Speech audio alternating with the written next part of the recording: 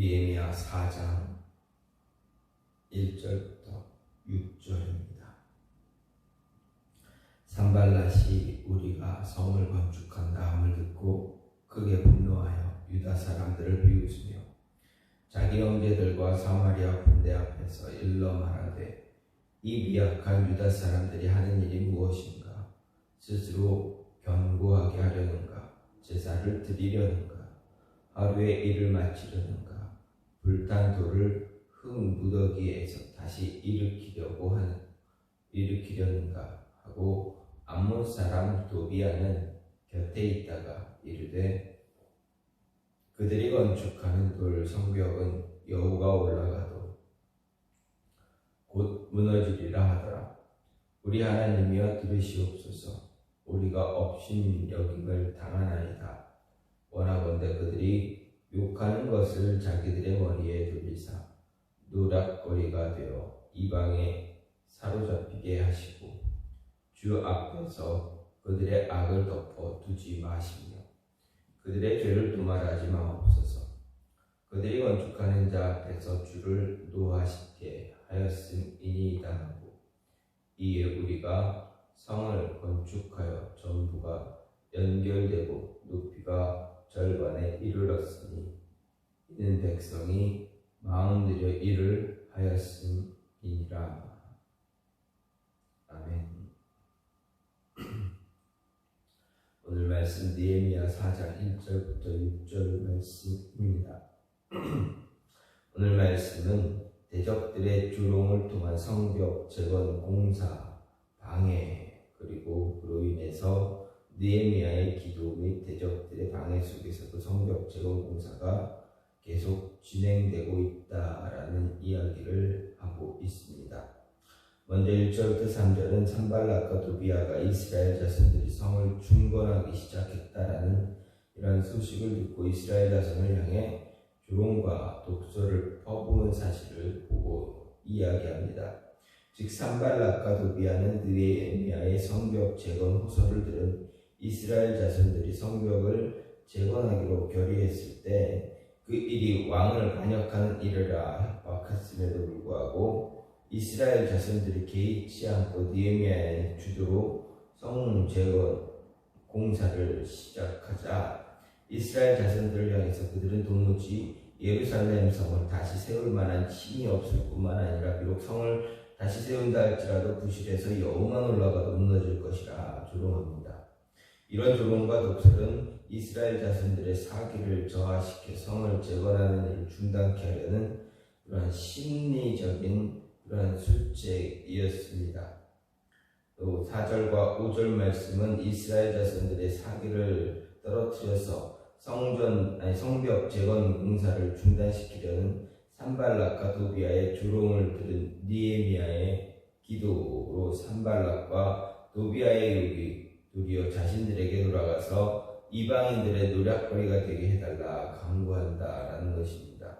그리고 6절은 산발랏과 도비아의 악의적인 모습에 불구하고 이스라엘 자손들이 온 힘을 기울여서 성벽 재건 공사를 함으로 마침내 성벽의 둘레가 하나로 연결되고 높이도 절반가량 올라갔음을 이야기하고 있습니다. 이런 오늘 말씀을 보면서 볼 수 있는 것은 세상은 언제나 우리를 대적하고 있다라는 것입니다. 1절 말씀을 보면 유다의 귀한 백성, 예루살렘으로 돌아온 그런 백성들이 예루살렘 성을 중건한다라는 소식을 듣고 산발랏이 크게 분노하며 비웃었다라고 말하고 있습니다. 산발랏은 당시 사마리아 지역을 다스리던 총독입니다. 성경은 그를 호론 사람으로 말하고 있는데 호론은 에브라임 남쪽에 위치한 벳호론을 가리킵니다. 이로 보아 산발랏은 아수르의 인종 혼합 정책에 따라서 이스라엘 사람과 이방인 사이에서 난 후손이다라는 것을 생각해 볼 수가 있습니다.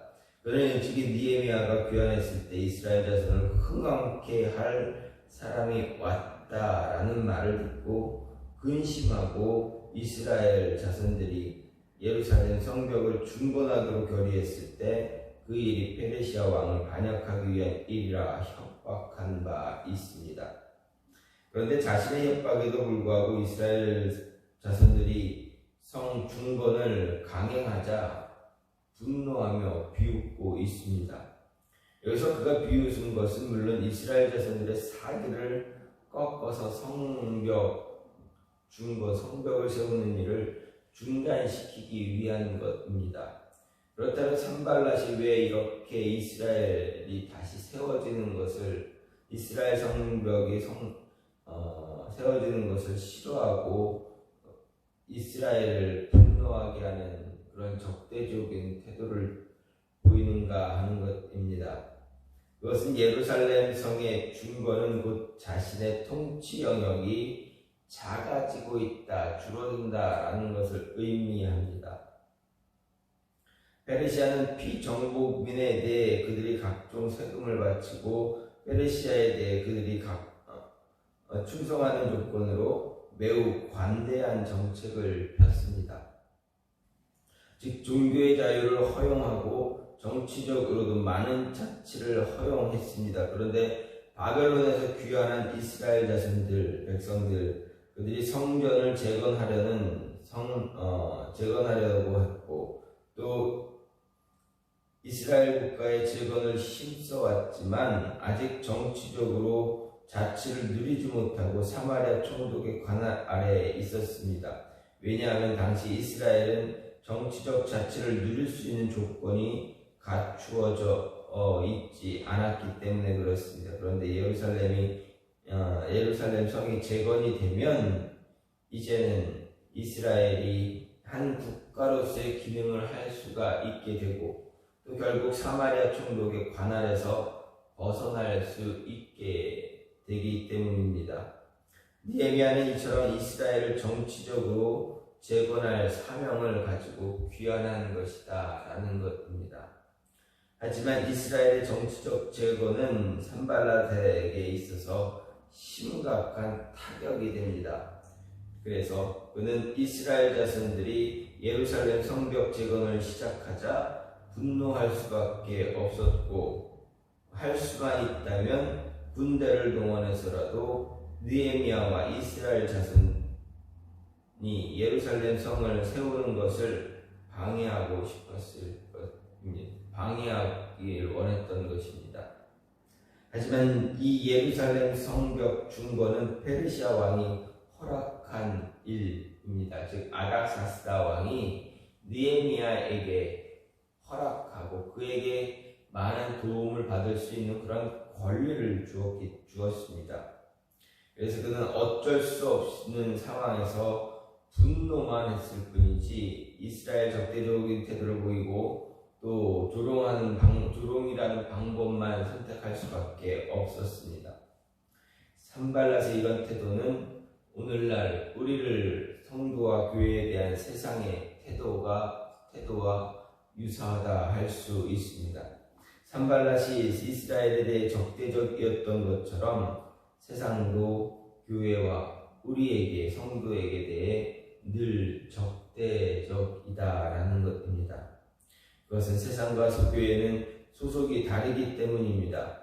예수님은 말씀하시길 너희가 세상에 속하였으면 세상이 자기의 것을 사랑할 터이나 너희는 세상에 속한 자들아 아니요 도리어 세상에서 나의 택함을 입은 자인 고로 세상이 너희를 미워한다라고 이야기하고 있습니다.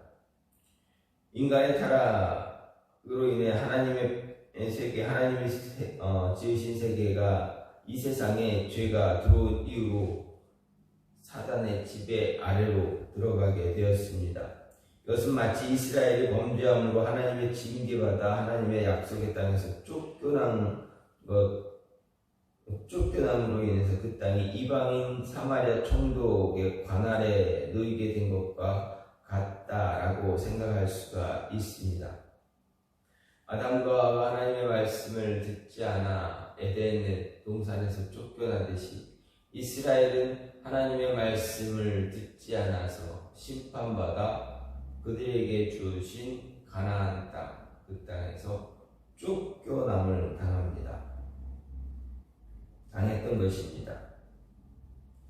그런데 하나님은 어떻게 합니까? 이렇게 쫓겨났던 그곳에 다시 하나님은 자신의 자녀들을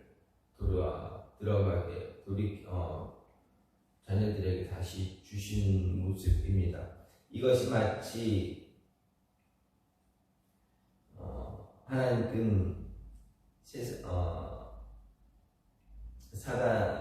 하나님의 뜻에 의해서 쫓겨났던 곳에 다시 하나님은 교회를 세우시고 그 안으로 하나님의 자녀들을 다시 돌아가게 하는 그런 모습과 같다라는 것입니다. 하나님은 세상에 교회를 세우시면서 하나님의 자녀들을 교회로 다시 불러 모으셨습니다. 마치 사마리아 총독의 관할에 있던 유다 땅에 이스라엘 자손을 다시 불러 모은 것처럼 말입니다. 그리고 하나님은 그런 교회를 통해서 세상에서 하나님의 나라를 확장하고 가고 계신다라는 것을 보여주십니다. 이럴 때 세상이 과연 좋아하겠는가 하는 것입니다. 사단에게 속한 이 세상이 하나님께 속한 교회가 세워지는 것을 과연 반기며 기뻐하겠는가 하는 것입니다. 당연히 자신의 나라에 들어오는 이 교회를 미워할 수밖에 없다라는 것입니다. 세상이 교회에 대해 적대적인 이유 바로 이것입니다. 사단은 자신의 지배 아래에 있는 세상을 충동해서 교회와 우리를 핍박함으로 인해서 세상에서 하나님 나라가 확장되어 가는 것을 막고 세상에 대한 자신의 통치를 더 굳세게 하려고 있다라는 것을 오늘 말씀을 통해서 볼 수가 있습니다. 따라서 어떻게 해야 됩니까? 이런 적대적인 반응에 이 반응은 그냥 당연한 것으로 받아들이고 하나님을 의지하고 세상과 선한 싸움, 믿음의 싸움을 싸워 나가야만 합니다. 그리고 그 안에서 승리를 가져야만 한다라는 것입니다. 이렇게 하나님의 나라를 세워나가는 우리에게 이런 어려움들, 세상이 주는 이런 힘든 어려움들, 그런 모습들이 우리에게 다가올 때 우리는 어떻게 대처해야 되는가? 분명 세상은 우리를 대적합니다. 그럼 우리는 어떻게 대처해야 되는가? 생각해 보면 늘 감정적으로 대처하는 것이 아니라 기도로 대처해야 된다. 기도로 맞서 싸워야 한다라는 것입니다. 4절, 5절 말씀을 보면 산발락과 도비아의 조롱당긴 회방에 대한 느헤미야 반응입니다. 즉 느헤미야는 하나님께서 공의로 그들을 심판하여 주실 것을 간구했습니다. 하나님과 하나님의 백성이 업신여김을 당하는 현실이 느헤미야에게는 견디기 어려운 그런 일입니다. 하지만 그럼에도 불구하고 느헤미야는 감정적으로 대처하지 않는다라는 것을 보여줍니다.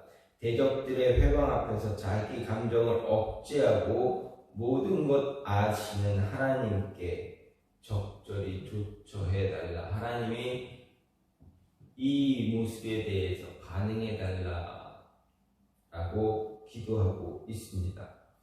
이런 느헤미야의 태도를 보면서 우리는 어떻게 됩니까? 대적들로부터 회방받을 때 어떻게 대처해야 하는가라는 모습을 알 수가 있습니다. 즉 우리는 대적들이 아무리 우리를 괴롭히고 감정을 상하게 한다 할지라도 그들에게 감정으로 대처하지 말아야 한다라는 말입니다. 감정적으로 대처하게 되면 어떻게 됩니까? 우리는 그저 우리에게 돌아오는 것은 손해밖에 없습니다. 우리가 살아가고 있는 세상은 우리의 삶의 터전이 아니기 때문에 그렇습니다. 이 세상을 나그네로 살아가고 있는 우리가 세상의 대적들이 우리를 회방한다고 해서 감정적으로 대처하면 그저 우리가 받을 수 있는 것은 손해밖에 없다라는 것입니다. 세상은 결코 나그네된 우리를 편들지 않는다라는 이야기입니다. 팔은 언제나 안으로 굽기 마련입니다. 세상의 대적들로부터 혈방받을 때 가장 좋은 대응 방법은 세상의 주관자로서 공의로우신 하나님께 소소하는 것입니다. 우리를 대적하는 세상이 우리를 괴롭힐 때 우리가 대처해야 할 방법, 그것은 세상을 지으신 하나님께 그냥 맡기는 것밖에 없습니다. 우리가 아무리 감정적으로 우리의 능력으로 대처하려고 해봐야 아무 소용이 없기 때문입니다. 그저 우리만 지치고 우리 마음만 이제 상하게 될 뿐입니다. 그래서 하나님께 맡기는 것이 가장 좋은 방법입니다. 왜냐하면 하나님은 자신을 경외하는 자들이 대적들에게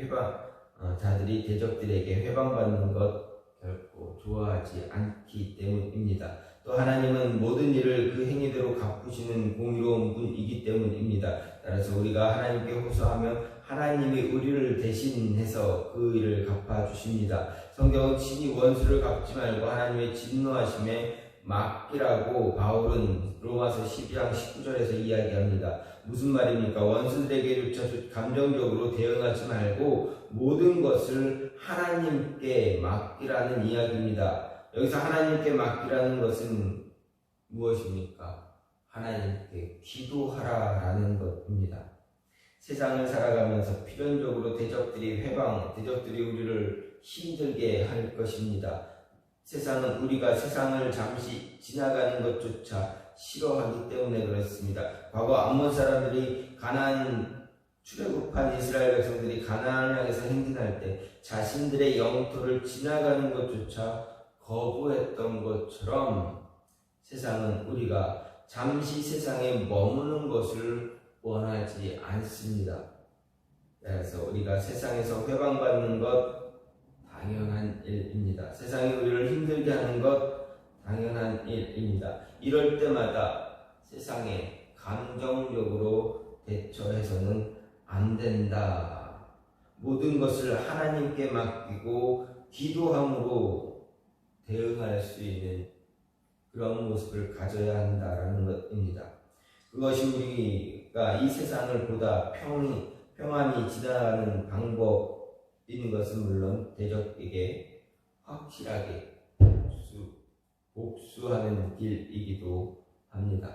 왜 그렇습니까? 힘이 없어 할 수 없는 복수도 하나님은 완전하게 하실 능력이 있기 때문입니다. 우리가 할 수 없는 일을 하나님은 하시기 때문입니다. 공의로우시기 때문에 대적들이 하는 그 행동에 대한 모든 대가를 치르게 하실 수 있는 분은 하나님이시기 때문에 그렇습니다.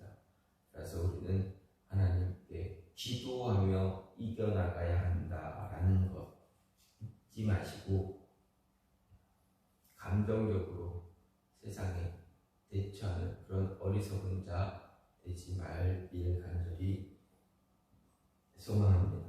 오늘 말씀을 보면서 느헤미야가 자신들을 조롱하는 대적들을 어떻게 대했는가라는 것을 볼 수가 있습니다. 먼저 세상은 늘 우리를 괴롭히고 힘들게 한다라는 것입니다. 산발락처럼 우리를 늘 힘들게 한다. 그럼 우리는 어떻게 해야 되느냐?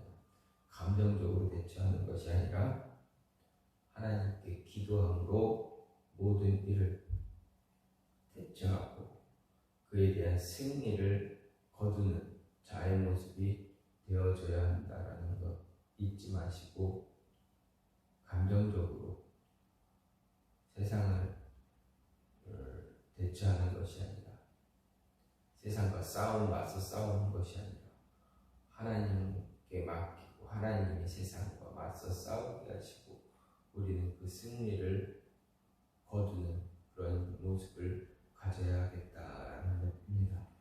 이 말씀이 우리의 삶에 잘 적용되어서 세상에서 승리할 수 있는 자의 모습이 되어지기를